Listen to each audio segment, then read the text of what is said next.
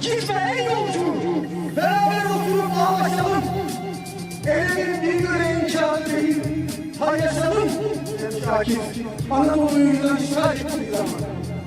O yolun içinde yine yaşadığı bu çaresizliği, bu çaresizliğin yarattığı mutsuzluğu Doğu Türkistan'daki kardeşlerimiz tam 5 yıldır yaşıyor.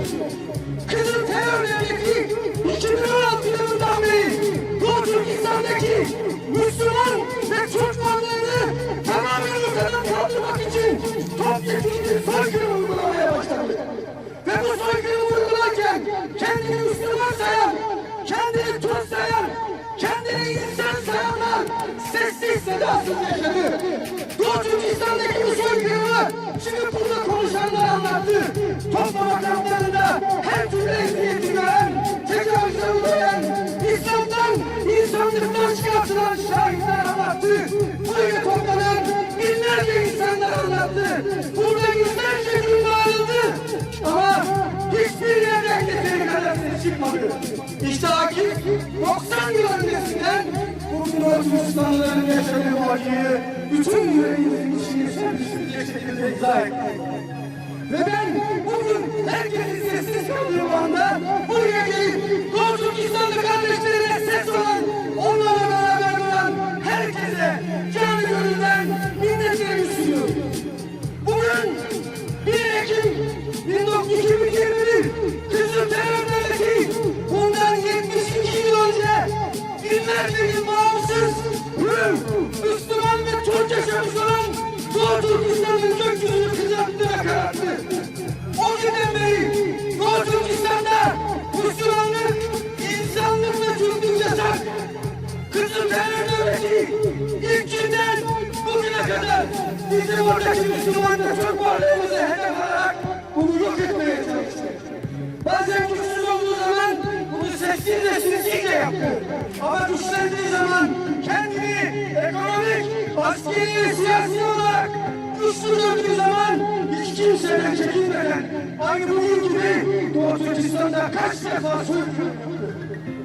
Ama Doğu Türkistan'daki bu soykırıma ekonomik, siyasi ya da kişisel çıkarlar için ses vermeyenler sakın şunu unutmayın.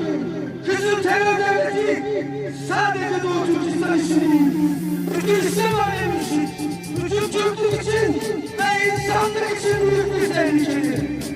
Aynı Gece Kanun dediği gibi zayıf olduğu zaman, karşısındakine ihtiyaç duyduğu zaman gülen yüzlü size yardım edersini göreceği için güçlendiği zaman, ona muhtaç olduğunuz zaman işte gerçek yüzünü gösterir. Çünkü onlar kendisinden başka hiçbir varlığı insan görmeyen, ne hayvana, ne bitkiye, ne insana merhamet etmeyen, devletlerine merkezi krallık diyerek kendilerini kainatın merkezinde gören dünyanın en faşistleridir. Şunu unutmayın, bugün Doğu Türkistan'ı kaybedersek eğer, yarın ne Türkiye Cumhuriyetler kalır ne de İslam aleminin hiçbir bölgesinde Müslümanlık yaşanamaz bir hale gelir.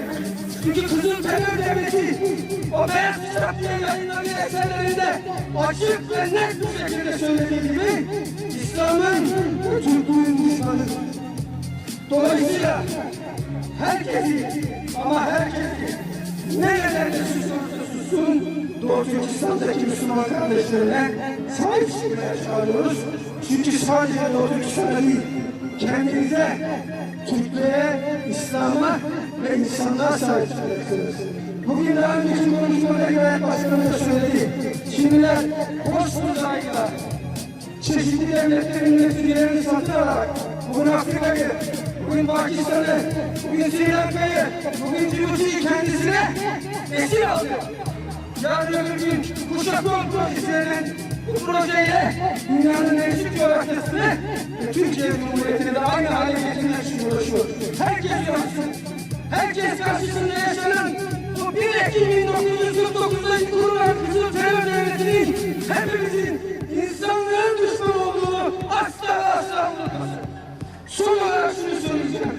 Biz Doğu Türkistan'da yaşananları anlattık. Kamptakiler anlattı, gözyaşları anlattı, çocuklar anlattı, herkes anlattı.